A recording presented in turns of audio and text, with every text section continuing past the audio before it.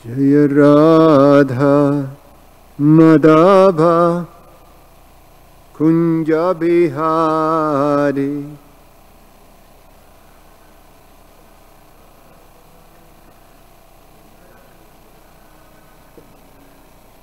Jaya Radha Madhava Kunja Bihari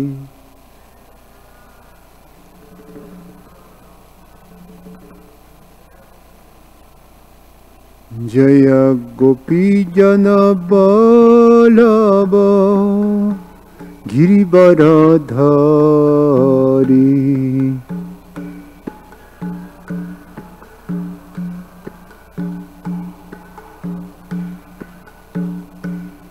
Jaya Gopi Jana Balava Girivaradhari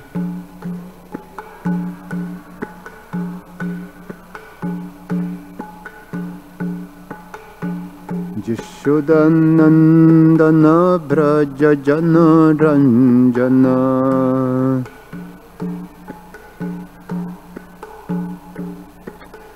Yashodanandana Braja Jana Ranjana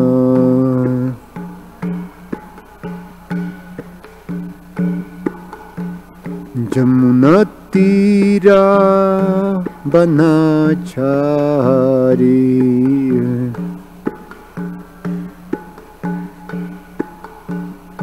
Jamunatira Banachari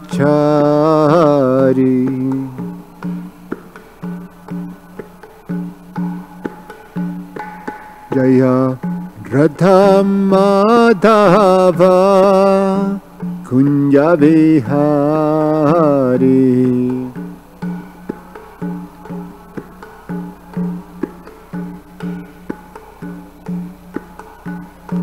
Jaya Radha Madhava Kunja Vihari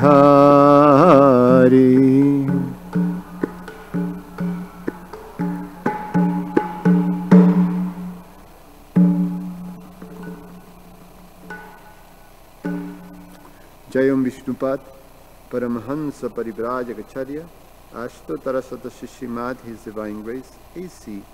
Bhaktivedanta Swami Srila Prabhupada Ki Jayam Vishnupad Paramahansa Parivrajagacharya Ashtotarasata Srimad His Divine Grace Bhaktisiddhanta Saraswati Goswami Maharaj Srila Prabhupada Ki Ananta Koti Vaishnava Vrinda Ki ISKCON founder Acharya Srila Prabhupada Ki प्रेम से कहो श्री कृष्ण चैतन्य प्रभु नित्यानंद श्री अद्वैत गदाधर शिवासादि गौर भक्त वृंद की ग्रंथरा श्रीमद् भागवतम की Nitai Gaura Premanandi.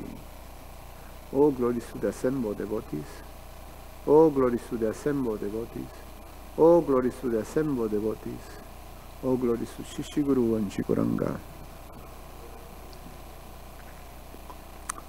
Om Namo Bhagavate Vasudevaya. Om Namo Bhagavate Vasudevaya. Om Namo Bhagavate Vasudevaya.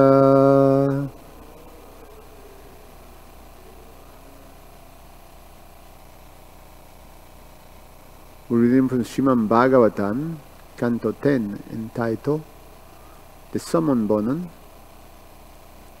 Chapter 8, entitled Lord Krishna shows a universal form within his mouth. Text number 45.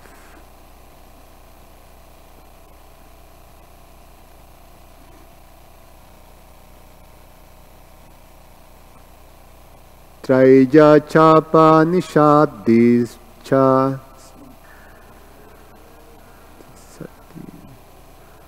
Traija chapa nishabdis cha.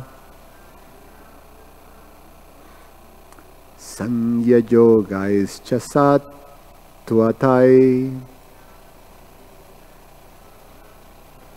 Upagi jamanama Upagijamana mahatmyam.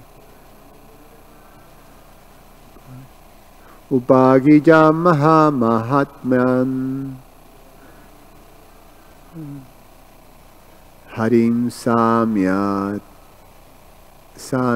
tatmayam. Samajatam. Harim samanjatam mayam. Yatatmayam. Traya chapo nishabhischa. Traya chopa nishabhischa. Sankhya yogaischa sattvatai. Upagijamana mahatmyam. Harim samajatatmayam.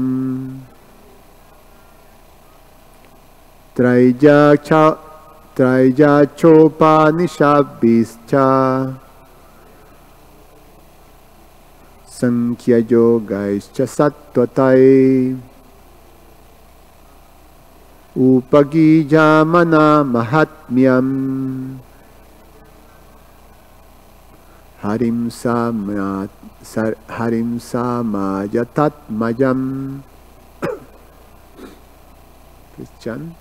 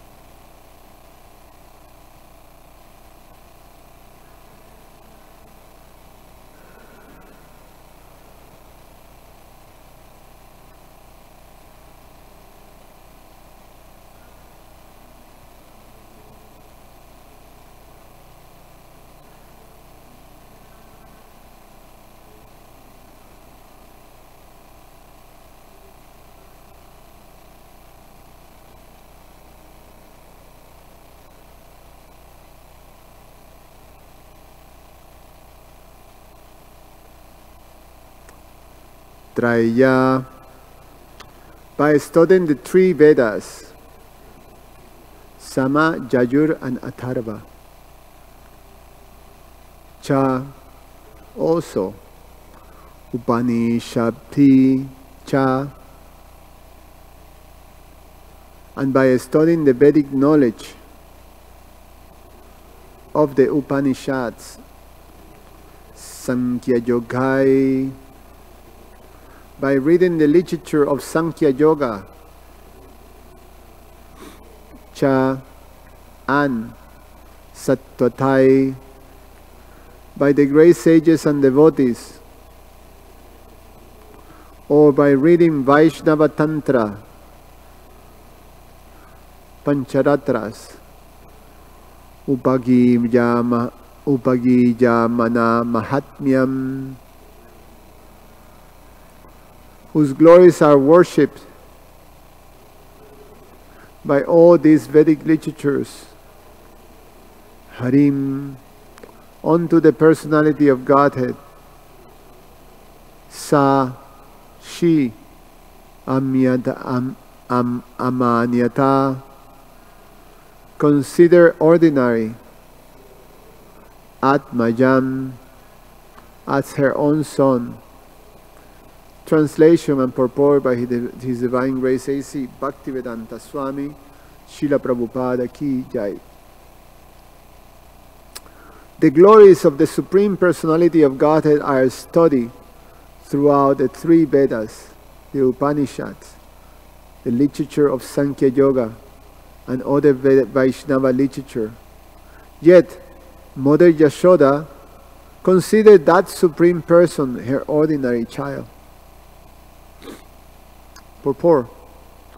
As stated in Bhagavad Gita 15:15, by the Supreme Personality of Godhead Krishna, the purpose of studying the Vedas is to understand Him, Vedais cha sarvair aham eva vedya. Sri Chaitanya Mahaprabhu explained it to Sanatana Goswami that there are three purposes in the Vedas. One is to understand our relationship with Krishna, Sambandha. Another is to act according to that relationship, Abhideya. And the third is to reach the ultimate goal, Prayojana. The word Prayojana means necessities. And the ultimate necessity is explained by Sri Chaitanya Mahaprabhu. Prema pum artho maham.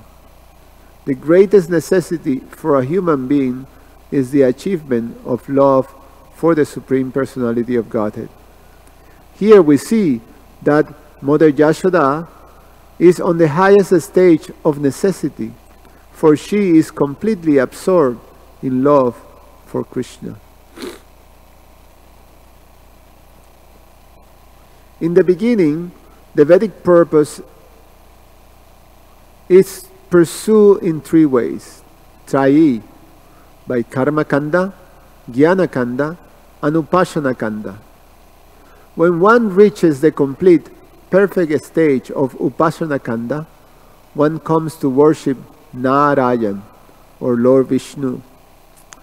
When Parvati asks Lord Mahadeva, Lord Shiva, what is the best method of Upasana, or worship? Lord Shiva answered, Aradhana Sarveshan Vishnor, Aradhanan Param, Vishnu Pashana. Or Vishnu Aradhana, worship of Lord Vishnu, is the highest stage of perfection, as realized by Devaki. But here Mother Yashoda performs no Upasana, for she had developed transcendental ecstatic love for Krishna. Therefore her position is better than that of Devaki. In order to show this, Srila Vyasadeva enunciates this verse, Traja Chat Chopanishadhi, etc. When a human being enters into the study of the Vedas to obtain Vidya, knowledge, he begins to take part in human civilization. Then he advances further to study the Upanishads and gain Brahma Gyan, impersonal realization of the absolute truth. And then he advances still further to Sankhya Yoga in order to understand the Supreme Controller, who is indicated in Bhagavad Gita, Param Brahma Parandhama Pavitram Paramam Bhavam Purushan Shatswatam. When one understands that Purusha, the Supreme Controller, to be Paramatma, one is engaged in the method of yoga. Dhyanavashtita tatgatena manasa pasyanti yam yogina. But Mother Yashoda has surpassed all these stages. She has come to the platform of loving Krishna as her beloved child, and therefore she is accepted to be on the highest stage of spiritual realization. The absolute truth is realized in three features, Brahmeti, Paramatmeti, Bhagavan iti Shabdyate. But she is in such ecstasy that she does not care to understand what is Brahman, what is Paramatma, and what is Bhagavan. Bhagavan has personally descended to become her beloved child. Therefore, there is no comparison to Mother Yashoda's good fortune, as declared by Sri Chaitanya Mahaprabhu. Ramya Kachit Upashana Brajabhadu Bhargena Jakalpita Kulpita. The absolute truth, the personality of Godhead, may be realized in different stages, as the Lord says in Bhagavad Gita 4:11. Ye yatamam prapadyante tans tathaiva bhajamyaham mama bharatma anuvartante manushya parta sarvashaha. Quote, as men surrender unto me, I reward them accordingly. Everyone follows my path in all respects, O son of Prita. End of quote. One may be a karmi, jnani, a yogi, and then a bhakta or prema bhakta. But the ultimate stage of realization is prema bhakti, as actually demonstrated by Mother Yashoda. Om Jnana Timirandasya Jnananjana Shalakaya Chakshur Umilitam Yena Tasmai Sri Gurube Namaha. Namo Om Vishnu Padaya Krishna Prastaya Bhutale Srimate Prabhupada Swami. Namo Om Vishnu Padaya Krishna Prastaya Bhutale Srimate Bhaktivedanta Swami iti namine. Namaste Saraswate Deve Gauravani Pracharine Nirveshesha Shunyavadi Pashatyade Satarine Vancha Kalpa Tarubhyasha Kripa Sindhu Vyaevacha Patitanam Pavanevyo Vaishnavevyo Namo Namah.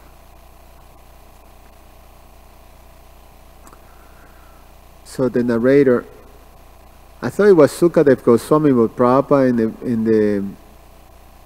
in the purport said Vyasadev. Either Vyasadev or Sukadev Goswami are expressing the glories of the position of Mother Yashoda.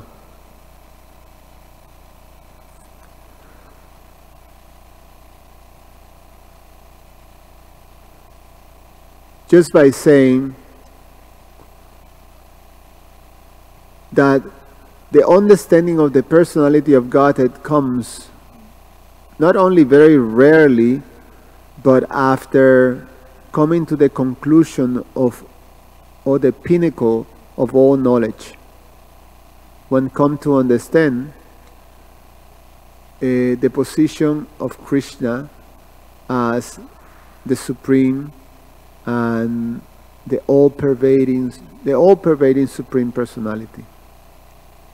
And it's a rare occurrence. The persons who reaches that position, they're called Mahatmas, as per the Bhagavad Gita. Krishna explains that the verse goes, Bahunam Jammana Ante, that after many births of cultivating knowledge, those rare persons who are actually searching for knowledge, because Krishna also explained that that's not a regular thing, that amongst many thousands of men, one may endeavor for perfection. Manushyanam sahasrashu kaschit jatati sidaje. And amongst those rare ones that endeavor for perfection, one of those may achieve perfection. And of those who achieve perfection, yatatan apishidanam kaschin mad beti tattvataha. Hardly one knows Krishna in truth. So all those rare persons that are searching for perfection, it takes many lives to come to that achievement of perfection. So Bahunam Jammana Ante, Bahunam Jammana Ante, Jnanavam means when they obtain those after many births, those who are searching for the absolute truth, those who are cultivating the path of jnana by studying the Vedas, by following the principles of the Vedas, many births. When they finally come to the end of all knowledge, Jnanavan means the end of all knowledge, the pinnacle of all knowledge. When they cover everything, then they come to the conclusion, they come to the full understanding of Vasudeva Sarvaniti, that Krishna is everything. And this Vasudeva stage of realization is, Prabhupada explains in the purport, that it's the same answer that Lord Shiva gave to Mother Parvati when she questioned him, what is the best method of worship? And Lord Shiva answered, this Vishnu Aradhana, or the worship of Lord Vishnu.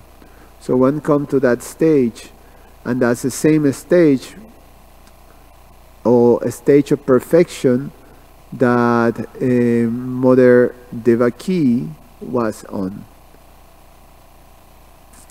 So to come to that stage is very rare. The verse in the Bhagavad Gita concludes, Samahatma Sudurlabha. Such great personalities, great souls are very rare to find. Those who come to that stage of realization of Vasudeva consciousness. But for those who are in that position, they appreciate and admire the position of a devotee like Mother Yashoda, in which is so elevated that it goes beyond the understanding of the position of Krishna, the understanding of Krishna as the source of everything, understanding the position of God, understanding their position as the living entity and their relationship with God. It surpasses all that and is simply absorbed in the loving relationship with the personality of Godhead, to the point that it doesn't connect to this knowledge of He is God and I'm just a tiny living entity who is part and parcel of God and is part of His energy and is meant to actually eternally serve Him in a loving relationship. So that is the position of the living entity in knowledge, in full knowledge, in perfect knowledge. But so in perfect knowledge we know that our constitution is to serve Krishna in love, with bhakti, with devotion, loving devotion. Yato bhaktir adokshaye. Devotion devoid of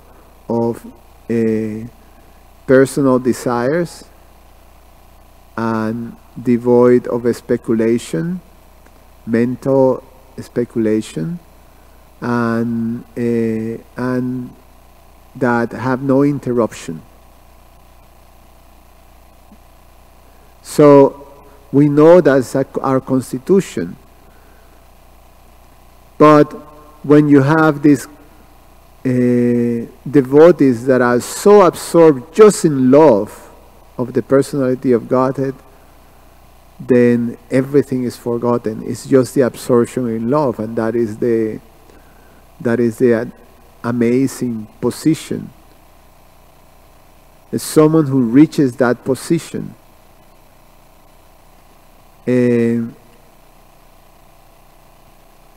Prabhupada quotes the teachings of Lord Chaitanya to Srila Sanatana Goswami, in which he explains about the ultimate goal as prayojana, and it's very interesting. Prayojana in general we understand as the absorption in the goal of life, the ultimate goal. That's how we in generally understand prayojana, the word prayojana. So there is sambandha, which is knowledge, the knowledge of the relationship. There is avideya, which is the acting in that knowledge.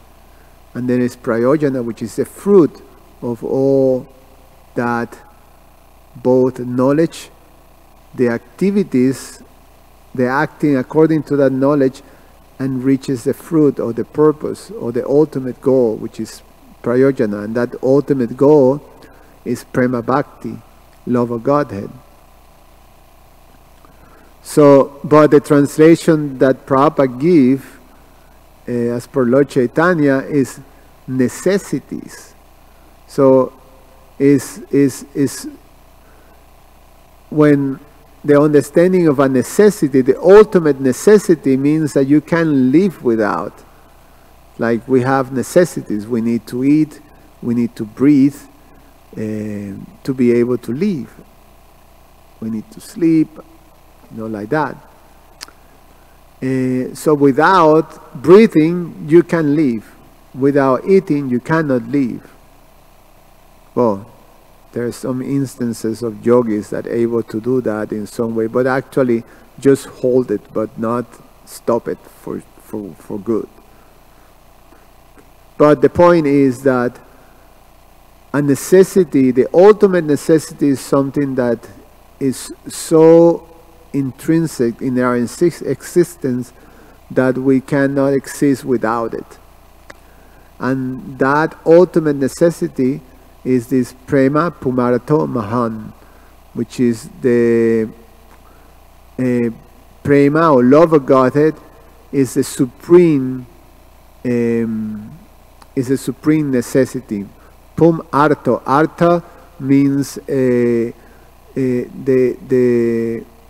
what is there that is valuable for us, or our interest, or our that's translation of the word artha. So what is our supreme necessity? Basically, that's how Prabhupada explained it. The supreme necessity, mahan pumarta, means prema, love. So when you see a devotee that is so absorbed in this prema pumarta that forgets everything, and it's just that, it's just the pure love for the personality of Godhead, then that is the highest stage. That is not interrupted by anything, by their knowledge or the understanding of Krishna's position. It's not interrupted by anything. It's just there, just that, plain and simple, pure, unmixed with anything. It's just that. And that position is admired by the great devotees. So Sukadev Goswami, Vyasadev, they're marveling or appreciating that. Just see how the glories of the personality of God are studied through the Vedas, the Upanishad, and the literature of Sankhya Yoga and other Vaishnava literature. So this glorious personality that all the great sages, all the great Vaishnavas, all the philosophy, the books of knowledge, they're glorifying this supreme personality of Godhead. Yet, Mother Yashoda considered that supreme person her ordinary child, an ordinary child. An ordinary child is a child that have to be corrected, that have to be educated, that have to be fed, that have to be cared for, like that. So how is it possible? Even when that child actually shows that is not an ordinary child.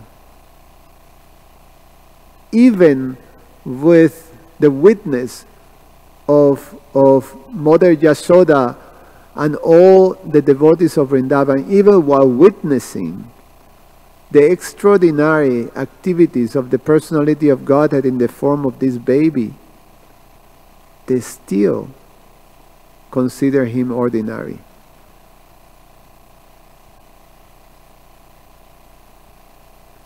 Which is quite significant, and because Krishna described those who consider him ordinary as fools.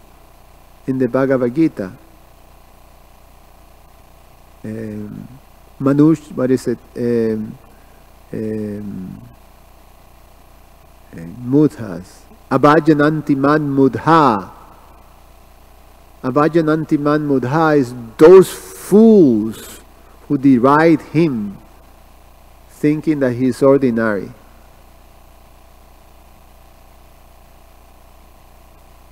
But in this position of thinking that is ordinary is just the highest position that a living entity can achieve, which is so absorbed that the covering agent is not is just pure love, is prema.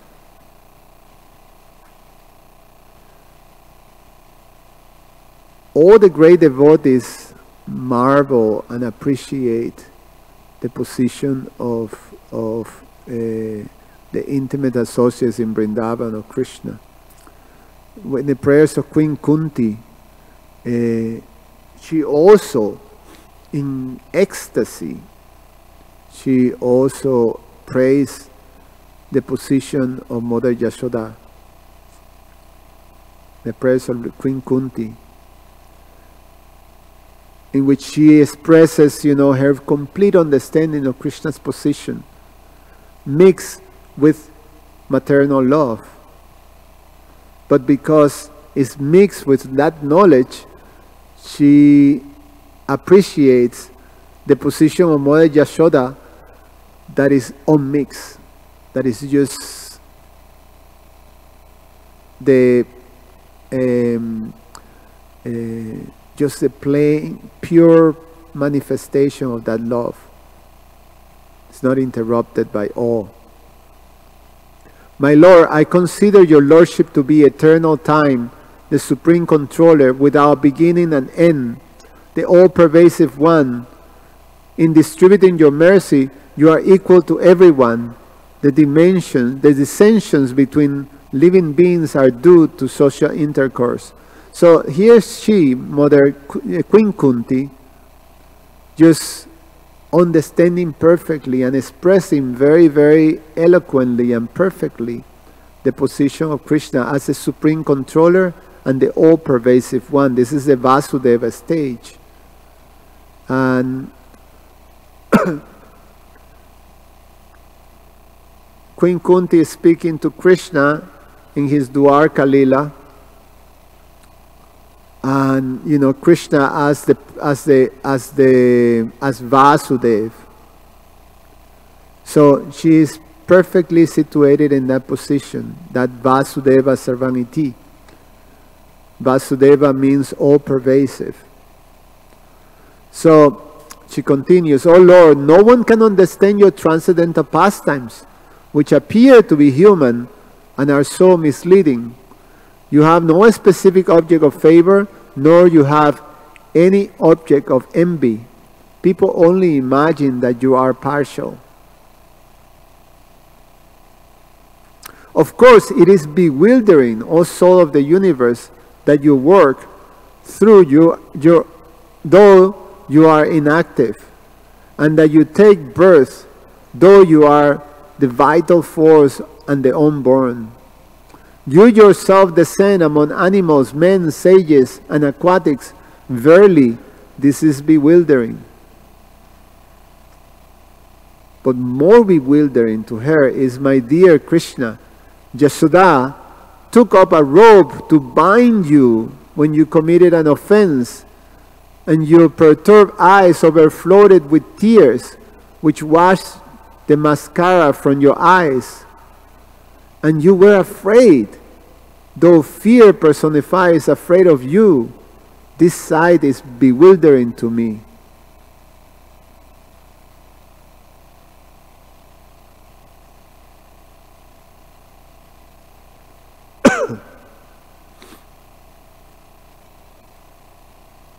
Some say that the unborn is born for the glorification of pious kings, and others say that he is born to please King Jadu, one of your dearest devotees. You appear in his family as Sandalwood appears in the Malaya hills. Others say that since both Vasudeva and Devaki pray for you, you have taken your birth as their son. Undoubtedly, you are unborn. Yet you take your birth for their welfare and to kill those who are envious of the demigods. Others say that the world, being overborne like a boat at the sea, is much aggrieved, and that Brahma, who is your son, pray for you, and you have appeared to diminish the trouble. And yet others say that you appear for the sake of rejuvenating the devotional service of hearing, remembering, worshipping, and so on, in order that the conditioned souls suffering from material pangs may take advantage and gain liberation. Anyway, but I was wanted to highlight also Queen Kunti appreciating Mother Yasoda's position. That here's the greatest personality, the soul of everything, the unborn, the supreme controller, and he is being tied by a rope by Mother Yashoda. So Mother Yasoda is punishing him, and he is afraid. His eyes are, he's crying and rubbing his eyes, and the mascara is all, so it's like an ordinary child. So although this great, supreme being that is fear by fear personified is afraid of the stick of Mother Yashoda. So this whole side is completely bewildering to her. And then finally she prays that she would like to remember the transcendental activities of the Lord. They try to remember the position of remembering and appreciating the transcendental activities of the Lord means the transcendental activities of the Lord are simply the narrations of the loving relationship that is between the Lord and his devotees. That's the essence of all the transcendental activities.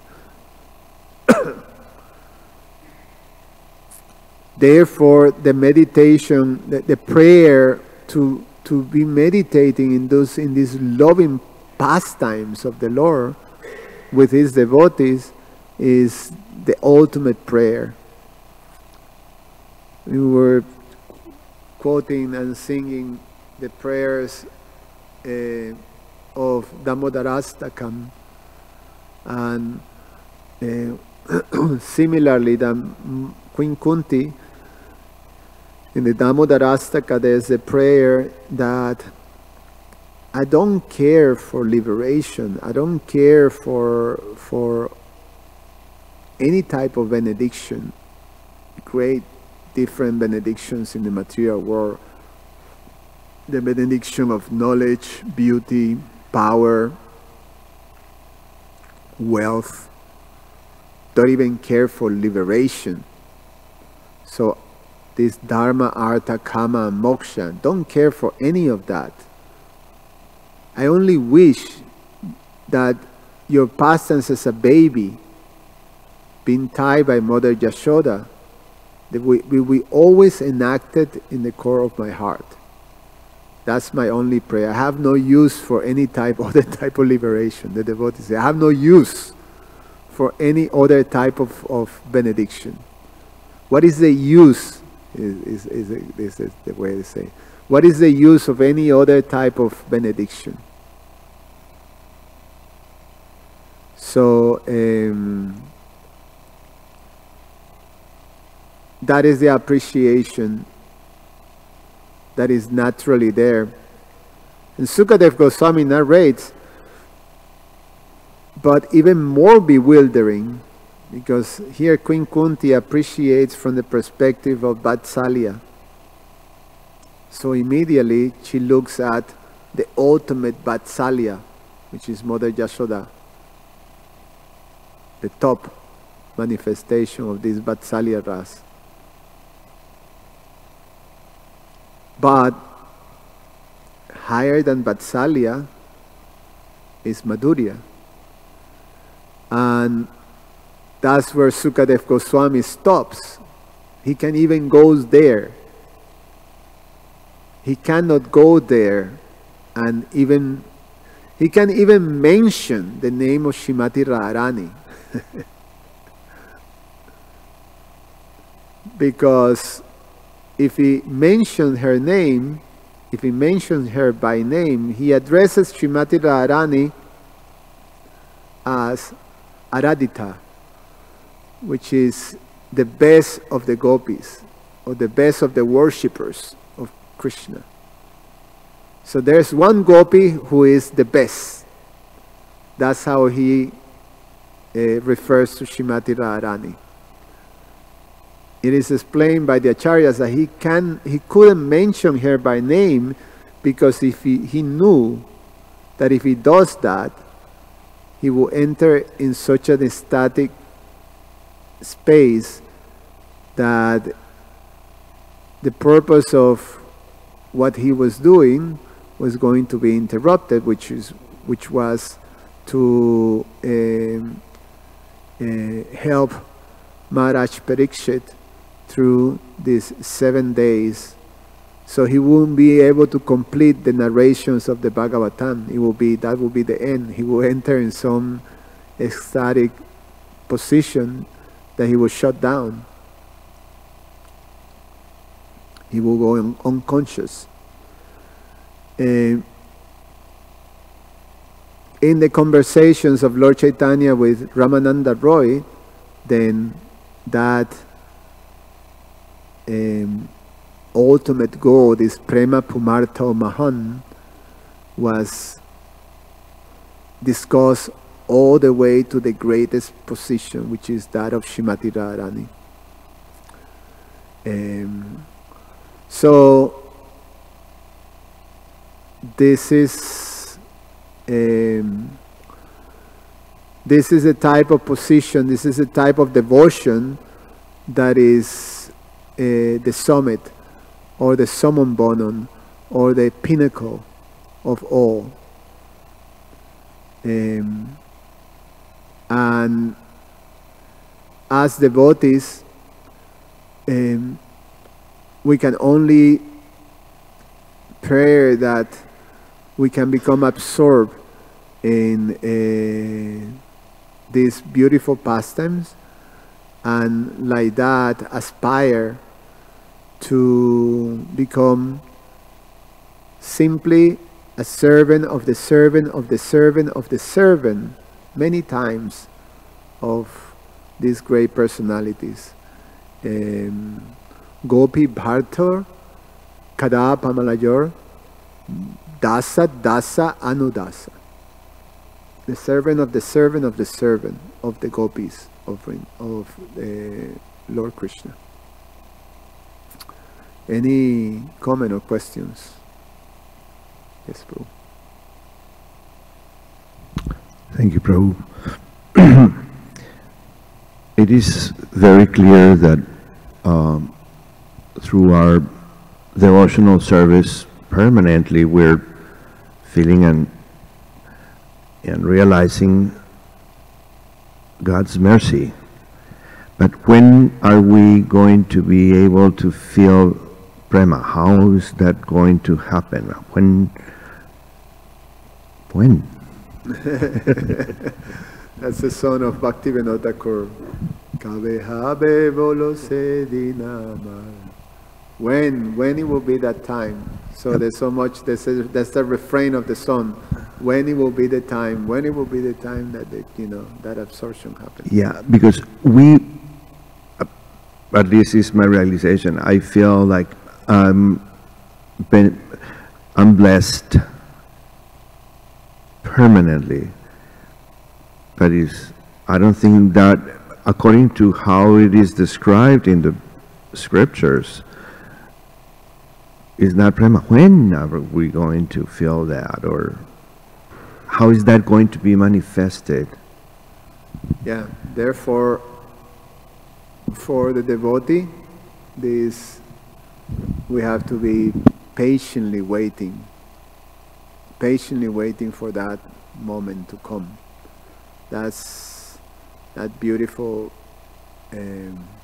verse by Lord Brahma, what is it? Tatetsu Kampa, what is it? Yes, that verse by Lord Brahma, that we patiently is the word, patiently wait for the Lord's mercy. And while patiently waiting, one tolerates and goes through the ordeals of life. Whatever suffering, whatever happiness we have, we tolerate that. It's funny because you tolerate happiness too. That's the idea, that you don't become overly taken by happiness, you don't become overly taken by distress. You tolerate them while patiently waiting for the mercy of the Lord. Carry on your service, carry on your duties, your sadhana. Because once do that, once patiently waits, eagerly waits for that mercy, and carry on one's duty, carry on the instructions that have been given to us by Guru and Krishna, then the mercy of the Lord is a righteous claim. It's ours. It's to be expected. It's going to happen. Simply if we do that. Srila Prabhupada explains, he quotes Sridhar Swami saying that the only thing that you have to do is, there will be, the example that I give is like the son of a wealthy man. In order to receive the inheritance of the father, who is a wealthy man, the only thing the son have to do is be alive. He doesn't have to do anything, just be alive. So if you're alive, when your father dies, you receive the inheritance. You don't even have to have this qualification or that qualification. You have to be alive. So similarly, then Sridhar Swami says, by following the process of bhakti through your life, that's all you have to do. And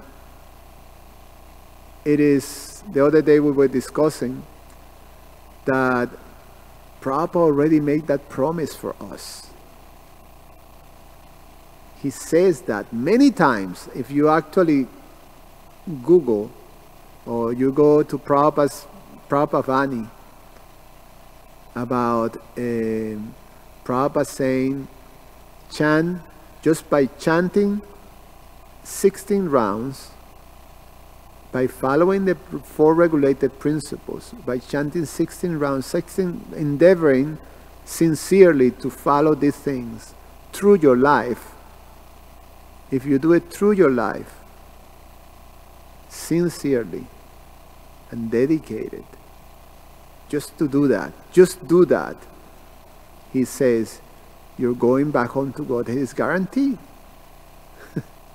So, it doesn't say, Prabhupada didn't say by, I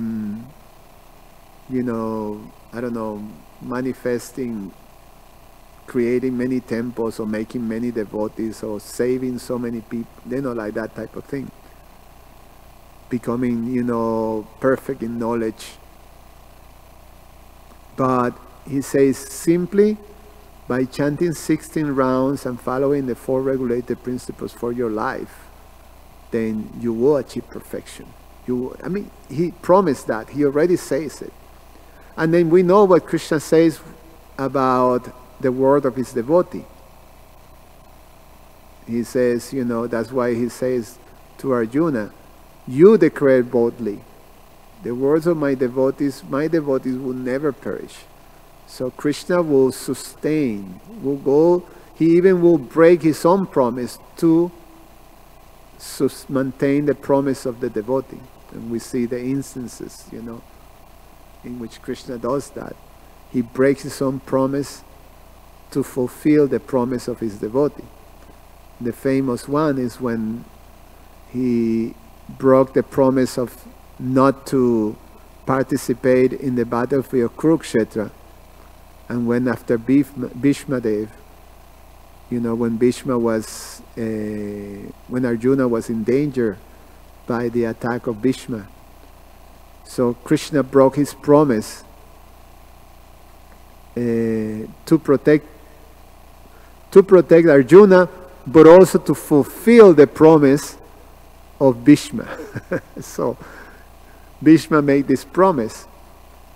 He promised Duryodhana that I will fight so fiercely that 2 things will happen. Either one of these 2 things will happen. Either I will kill Arjuna, or I will make Krishna break his promise and have to enter into the battlefield to save Arjuna. One of those 2 is going to happen. So Krishna did fulfill that one. So Krishna appears as Lord Nrsingadev to fulfill perfectly, to protect Prahlad Maharaj, but he did it in such a way that he fulfilled all the words of Lord Brahma that he gave to Hiranyakashipu. So, which is, quite an elaborated, thing, because Hiranyakashipu was very clever. He covered all the grounds. I should not be killed by man or by a beast. I should not be killed inside or outside. I cannot be killed, in day and night, etc., etc. He covers every single way in which he will be killed. He could be killed. So and Krishna killed him without breaking any of those promises. So Prabhupada promise. We just have to, if we simply stick to the process, we're going back to Godhead, as per Prabhupada. Of course, Prabhupada qualifies it too. We have to sincerely. We have to chant good rounds. He says 16 good rounds. It's just not chanting blah blah blah, snakes, snakes, snakes, nyams, nyams, nyams, snakes, nyam, snakes, snake, snake, snake, nyam, nyam, nyam, nyam, snake, snake, snakes, nyam, nyam, nyam. You go to snakes loka, eating yams. So, but 16 good rounds and following the 4 regulated principles. So we just have to keep going. We don't get out of the shower. We're dirty like anything. We're like, coal miners. Like covered with a thick layer of black coal. And we have to take that crust out of our body, So as long as we don't get out of the shower, we keep rubbing soap, then we'll be getting there. It's our righteous claim. It's our right. It's already given. That's the beauty of that verse of Lord Brahma. It's very encouraging. It's very encouraging. We tolerate the ordeal of seeing our pitiful self with our pitiful condition and our silly attachments and being sort of victimized by them, and being horrified as for our incapacity to actually curb them. We tolerate that and we keep going. We keep chanting. We don't stop chanting. We don't stop, following the principles. And then we know that we're going to get there. It's promised. It's already there. It's written. It's done.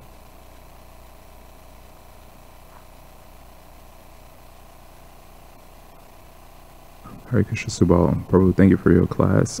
I was actually just hearing a brief video about Chaitanya Charan Prabhu, who was here, came visit many times. He was talking about the Bhishma, how Krishna broke his promise. He actually said an interesting point. I don't know a particular verse, but maybe Krishna precisely said, I don't know the exact verse or what Krishna said, but something to the extent that I won't pick up a weapon and fight. So he actually said, technically speaking, Krishna didn't break his promise because he didn't use a weapon. He used the wheel of a chariot, which is technically not a weapon. And so I kind of appreciated that point also. But I have a brief comment, then a question regarding something you said. Something that gives me inspiration regarding Keshava Kishore Prabhu's question is that in the last chapter of the Chaitanya Charitamrita, the chapter is called Shishashtakam. And within the first 20 verses or 30 verses, I don't remember, but it's in the beginning of the chapter, there's a verse that says, regarding your question about Prima, when will we attain Prima? There's a verse that says, Primeta Swabhav, Yahan Primeta Sambandha, Se Mane Krishna, Moda Nahi Prima Ganda. It says, whenever there's love of God, whenever a devotee has love of God, the symptom is Nahi Prima Ganda. He thinks that he has not one drop of love for Krishna. So the more sinful you are, the more love you have, I suppose. And Prabhupada kind of mentions this. Obviously, it's more elaborate. Prabhupada explains in the purport, but there's in the Keshava Kashmiri pastime, in the Chaitanya Charitamrita, Prabhupada explains in the last purport of that chapter. He says that he quoted Narottam Dasa. He says the symptom of one's qualification in Krishna consciousness is to think oneself the most disqualified, and that's one's qualification. So, I mean, these verses and statements give us inspiration. If you say we don't have prima, which naturally we do feel. My question is regarding, and comments regarding your statement, which I really appreciated when you were mentioning Shukadev Goswami. He never even mentioned the name of Radharani, because had he mentioned the name of Radharani, he would have fell into such ecstasy that he couldn't fulfill the particular purpose of speaking Srimad Bhagavatam for the benefit of others. Now, on the flip side of the coin, we see in the material world that if we speak the name of our enemy or hear the name of our enemy, then we can't fulfill the particular purpose, do something productive. And this understanding is regarding my original point that I was going to bring up, where Prabhupada mentions in the purport. He says the Vedas has three purposes: to understand one's relationship with Krishna, Sambandha, and to act according to that relationship, Abhideya, etc. And we see in the material world it's very easy to act according to our relationship when things go our way, to remember Krishna. Just like a parachute has two functions. It's revealed and it's concealed. When somebody reveals a parachute on the ground when everything's stable, that's not very impressive. So we see that when people reveal their knowledge when their life is stable, when everyone's honoring them, when everything is going well, that's not very impressive. But life is such, dukkha layam ashashvatam, we're all forced to fall into difficulties. People push us into difficulties, like somebody falling out of a plane, or we're pushed out of a plane. So the real, you could say the real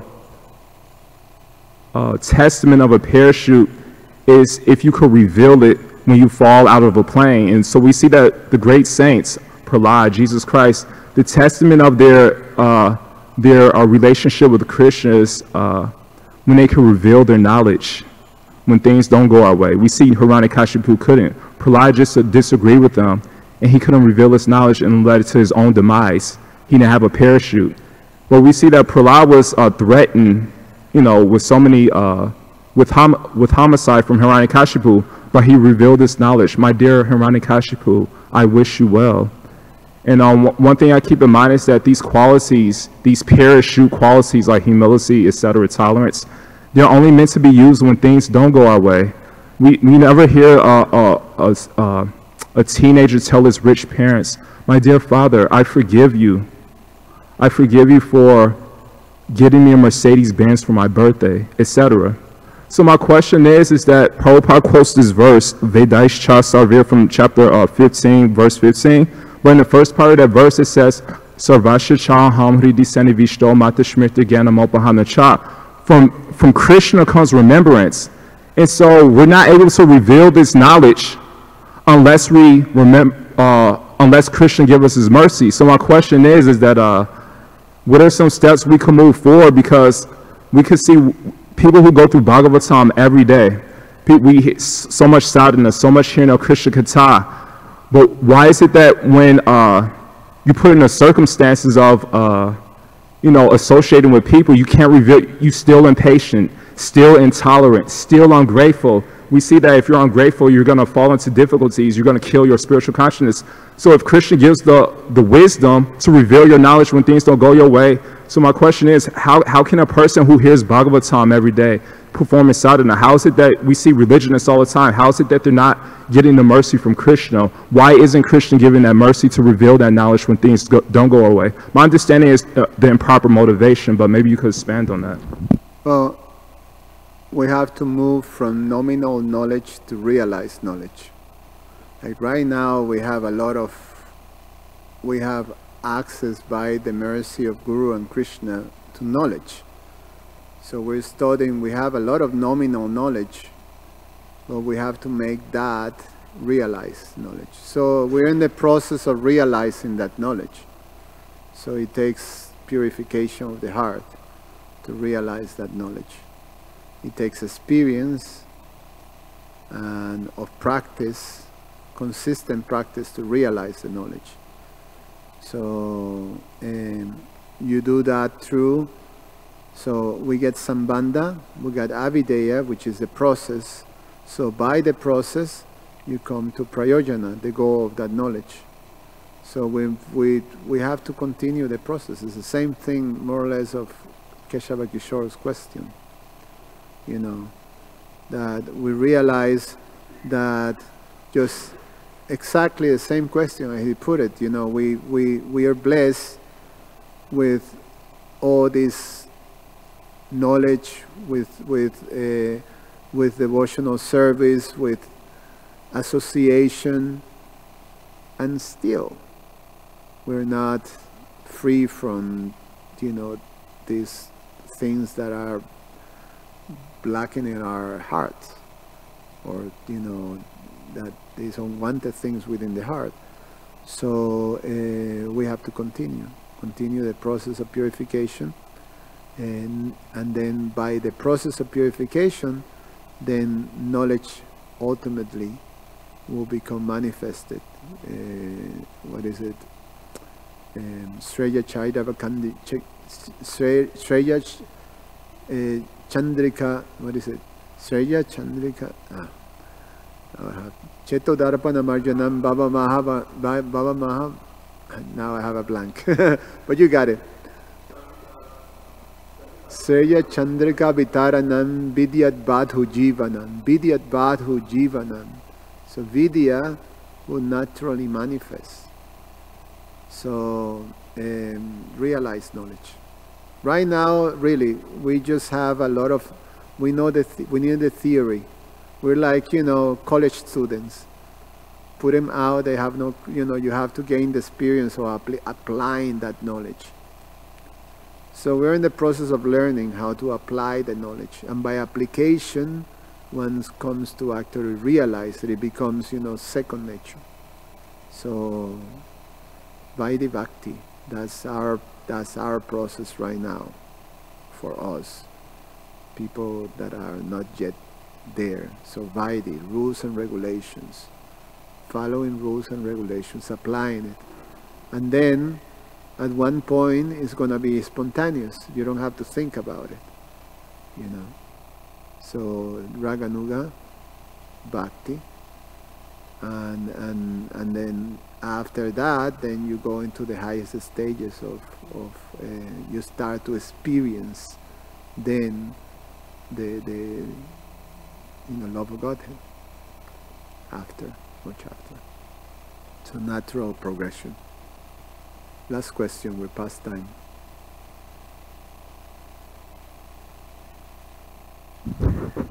Is it a description of that manifestation of the moment when the Brahma comes? Are the clouds going to open and a light will shine on you? No, now choir of angels. Oh, how is that going to happen? You're still thinking of the Catholic. How is that going to happen? Is it going to be like a moment, or is it going to be progressive? How's that? How is that going to happen? Well, in the Bhagavatam, we have many descriptions of the devotees coming to that realization that all of a sudden Krishna just pops out, you know, and like Narada Muni, you know, that Krishna appears, you know, from within his heart, and then he can actually see and actually speak to him. He hears. So many ways Krishna will manifest, you know, his position.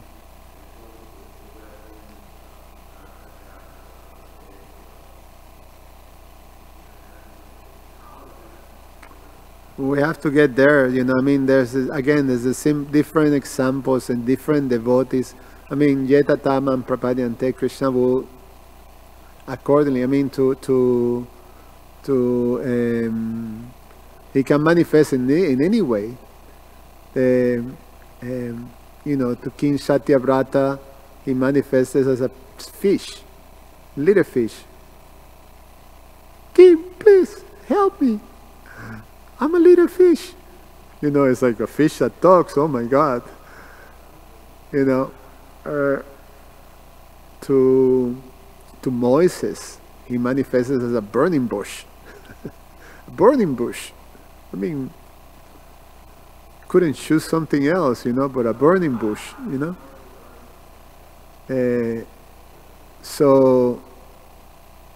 But the devotee, because of their stage of consciousness, they could understand, here's my Supreme Lord, you know. And then that contact, in the case of Narada Muni, just that moment, and then the Lord disappeared. Just like, that's it. He was, you know, he would spend the rest of his life trying to again be in that contact. Parikshit Maharaj, Parikshit means someone, he was named Parikshit because he was always looking. Where is that personality that appeared to protect him within the womb? So we have to wait. We have our particular way that Krishna will manifest to us, you know. We can look forward again. Karantara Srimad Bhagavatam ki jai.